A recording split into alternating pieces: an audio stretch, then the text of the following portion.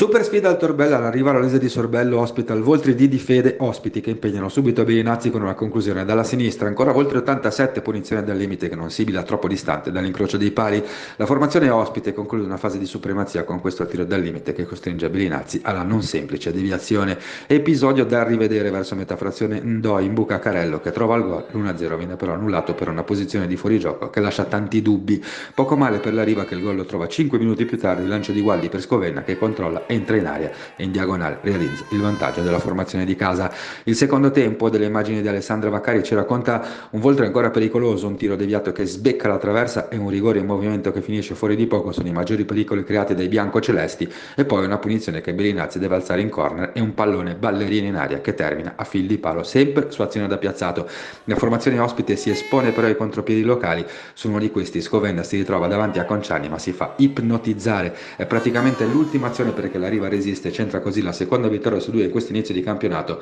oltre al palo ma con qualchesina da recriminare. Rivaloresa a punteggio pieno insieme a Ravecca e Dinamo Santiago.